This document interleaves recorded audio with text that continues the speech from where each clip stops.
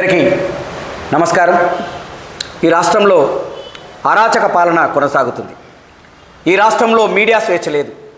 ఈ రాష్ట్రంలో పేద ప్రజలు నిర్మించుకున్న ఇండ్లకు వాళ్లకు హక్కుదారులు కారు. వాళ్ళకి ఎటువంటి సేఫ్టీ లేదు.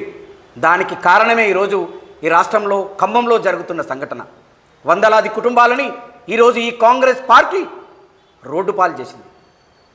ప్రభుత్వాన్ని అడ్డుపెట్టుకొని ఈరోజు పొంగులేటి శ్రీనివాసరెడ్డి కావచ్చు, చాలామంది రాజకీయ నాయకుల హస్తం ఈరోజు పేద ప్రజల ఆ యొక్క జాగ మీద పడ్డది.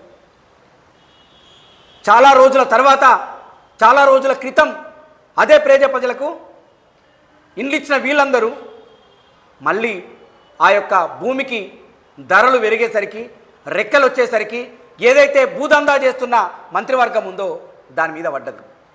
ఈరోజు వాళ్ళందరినీ కూడా నిర్దాక్ష్యంగా అక్కడి నుంచి వెళ్ళి బయటకు వెళ్ళగొట్టే పరిస్థితి ఈరోజు తీసుకురాగలిగింది. ఈ కాంగ్రెస్ ప్రభుత్వం ఎటువంటి అరాచక పాలన కొనసాగుతుందో మనకు అర్థం చేసుకోవాల్సిన అవసరం ఉంది. ప్రజలారా, ఓట్లేసి గెలిపించినాం, ఏం చేస్తున్నారు? ఈరోజు గ్యారంటీలు ఇచ్చే పరిస్థితి లేదు.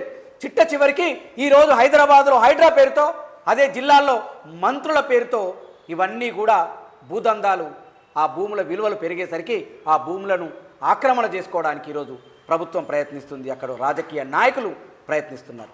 మరి నీ కోట్లు వేసిన పేద ప్రజలు ఎక్కడికి వెళ్ళాలి? వాళ్ళకి పునరావాస ఏర్పాట్లు చేయగలిగినవా? ఈరోజు నీ ప్రభుత్వం ఉన్నప్పుడు సమగ్ర విచారణ ఎందుకు జరపలే? ఒకప్పుడు నువ్వు ఉన్నప్పుడేమో, నువ్వు లేనప్పుడు వాళ్ళు పేద ప్రజలయ్యారు. నీ ప్రభుత్వం వచ్చిన తర్వాత వాళ్ళు పేద ప్రజలు ఎందుకు కాలేకపోతున్నారని ఈ కాంగ్రెస్ ప్రభుత్వానికి, ఈ పొంగులేటి శ్రీనివాసరెడ్డి దందాకారుడు రేవంత్ రెడ్డికి కూడా ఆమ్ ఆద్మీ పార్టీగా ప్రశ్నిస్తున్నాం. ఆమ్ ఆద్మీ పార్టీ కార్యకర్తలందరికీ పిలుపునిస్తున్నాం. చలో, రేపు అందరం కూడా పేదల పక్షాన రేపు 12 గంటలకు ఖమ్మం కలెక్టరేట్ వద్దకు వెళ్దాం. అసలు ఏం జరిగిందో తెలుసుకుందాం. పేదల పక్షాన ఉందాం. పేదలంటే ఈ ప్రభుత్వానికి కొంచెం కూడా లేదా? ఎలక్షన్లు అయిపోయినాయి. ఈరోజు ఎంపీటీసీ ఎలక్షన్లు, జడ్పీటీసీ ఎలక్షన్లు ముందున్నాయి. అది చేస్తారో తెలియదు, కానీ మున్సిపల్ ఎలక్షన్లు అయిపోయినాయి కాబట్టి వాళ్ళతో అవసరం లేదని ఈరోజు సిటీలో ఉండే వాళ్ళందరినీ కూడా ఈరోజు మీరు ఖాళీ చేసే పరిస్థితి ఉన్నారు. ఇంత ధైర్యం మున్సిపల్ ఎలక్షన్లకు పోయినప్పుడు ఎందుకు చేయలేకపోయినామని ఈరోజు రేవంత్ రెడ్డిని ప్రశ్నిస్తుంది ఆమ్ ఆద్మీ పార్టీ. అప్పుడు దమ్ము లేదా?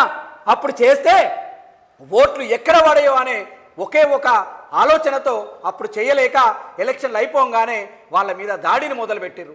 ఆమ్ ఆద్మీ పార్టీ ప్రజల పక్షాన ఉంటుంది. ఆమ్ ఆద్మీ పార్టీ పేదల పక్షాన ఉంటుంది.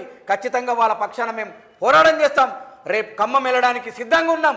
ఎవరు ఎన్ని అడ్డుకట్టలు వేసినా ఖమ్మం వెళ్ళి తీరుతామని ఆమ్ ఆద్మీ పార్టీ తెలంగాణ శాఖ తరఫున తెలియజేస్తున్నాం.